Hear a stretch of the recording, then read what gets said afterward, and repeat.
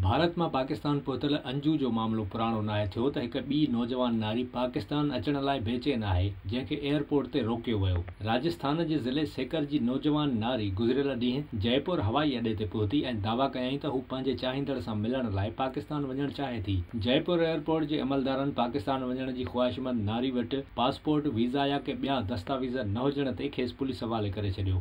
नारी ticket counter ते अची माण्हुनि खां पाकिस्तान जी टिकट घुरी वरिती हुई। माण्हुनि खे इहो सभु भोग लॻी रहियो हो, पर पोइ अमलदारनि खे तलब कयो वियो। भारतीय रियासत राजस्थान जी राजधानी जयपुर मां लाहौर में दोस्त सां मिलण जी कोशिश कंदड़ 16 सालनि जी नारी पुलिस ऐं इंटेलिजेंस अमलदारनि जो मथो फेराए छॾियो। पुलिस 16 सालनि जी हिक नारी खे एयरपोर्ट तां हिरासत में वठण बैदि चयो त हिन जो वास्तो पाकिस्तान सां आहे। भारतीय मीडिया मूजिब जुमे ते इंडियन पुलिस हिक नारी खे एयरपोर्ट तां हिरासत में वरितो। नारी बिना पासपोर्ट ऐं वीज़ा जे पाकिस्तान लाइ टिकट बुक कराए रही हुई। शुरूआती ॼाण ते पुलिस चयो त नारी जो नालो गज़ल परवीन आहे ऐं हू लाहौर जी रहवासण आहे। हू 3 साल अॻु पंहिंजी खाला सां भारत पहुती हुई। ॿई ज़िले सुकार जे श्री मधुपुरा में रहनि था। पुलिस मूजिब नारी जे बयान बैदि फौरी तौर ते ॻुझनि इदारनि खे आगाह कयो वियो ऐं उन दौरान केतिरा ई सीनियर अमलदार थाणे पहुची विया। पुलिस ऐं ॻुझनि इदारनि जे अहलकारनि नारी जे ॿुधायल पते ते इलाइक़े में घर घर वञी ॼाण वरिती, पर कामयाब न थी सघिया। कुझु कलाकनि खां पोइ नारीअ पाण ॿुधायो त हू गज़ल न आहे ऐं हू पंहिंजी भेण सां जयपुर वेझो चोमो में पढ़ाई जे सिलसिले में रहंदी आहे। हुन पुलिस खे चयो त इंस्टाग्राम ते लाहौर जे हिक छोकिरे सां संदसि दोस्ती थी, जंहिं पाकिस्तान अचण लाइ गज़ल नालो इस्तेमाल करण ऐं एयरपोर्ट तां टिकट कराइण जो तरीक़ो ॿुधायो।